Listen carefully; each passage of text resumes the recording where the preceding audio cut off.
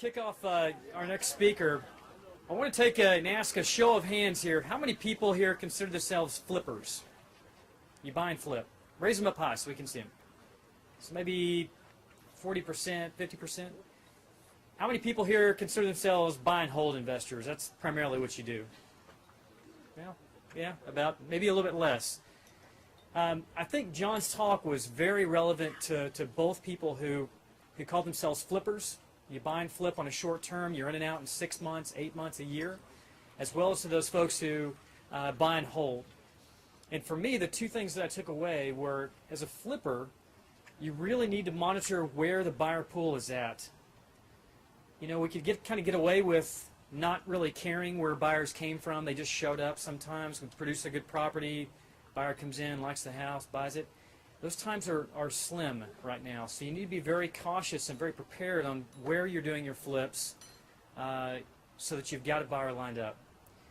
And another great point that John made is typically in downturn markets we oftentimes see the core of a metro hold or perhaps increase in value, and the periphery fall and therefore become a little harder. And what may be happening with these USDA loans is that we may just see the opposite.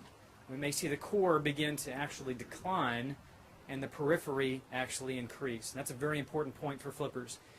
The second thing that I want to mention is for those who consider themselves buy and hold, the rules of the games are changing, right? You can't get investment properties if you already have 4. Now it becomes harder to get financing. The rules for getting financing beyond that in terms of down payment, etc., are also getting harder. So some very important points to take away. The next speaker that I want to introduce is Jay Otto. Jay's the co-founder of Dwellgo.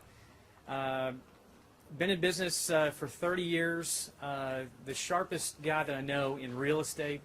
I don't know many people. But I say that because he really understands psyche. He understands investors, investment. He understands why people buy, why people sell. He's been through, this will be now the 4th major market correction in 30 years. So a wise guy to get to know. Jay's going to kick us off with a survey, which is really important. Will kind of help tailor the rest of our time. And he's also going to speak for about 30 minutes, and then we're still going to leave the last 30 minutes open and bring John and Jay back up for a roundtable discussion.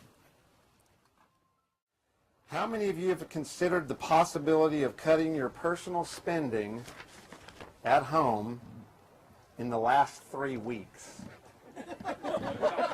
And why are we all laughing? No, I want to see those hands again. Is that true? Are you guys not? I'm not. Don't play up to me here. I want you to tell me that you have actually sat down, talked to husband, wife, or thought to yourself, I need to cut back on my spending. Okay. Is that what you meant when you raised your hand?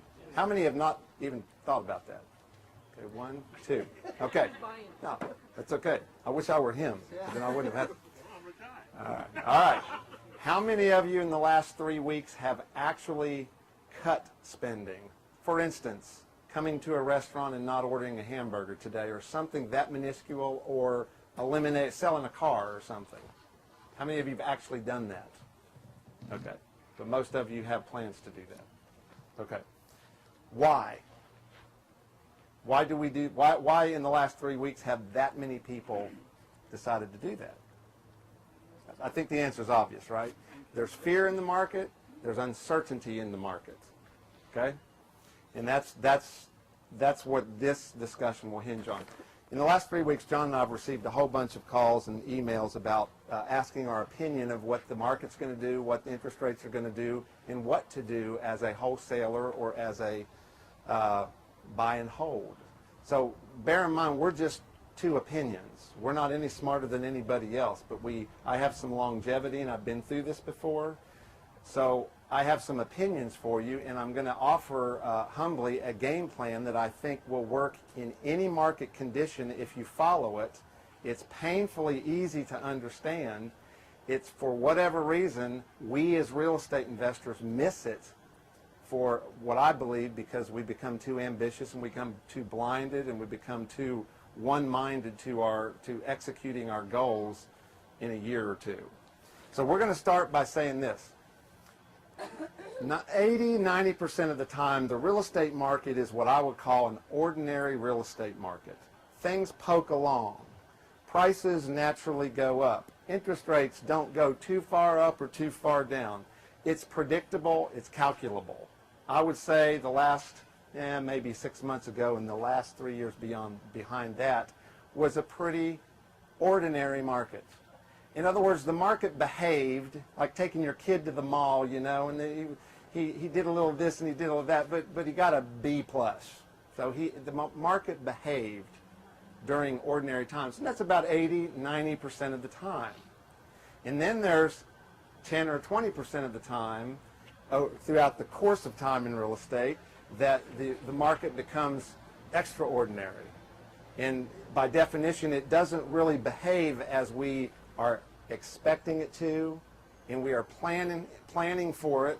It does things like the government effectively nationalizing the banking industry or the banking world in 3 weeks. Who would have predicted that 6 months ago? Every investment banker on Wall Street goes broke. 90% of the people in this room in the last 3 weeks decided they were going to cut back on their spending. That's what extraordinary times do to people. That's driven by fear.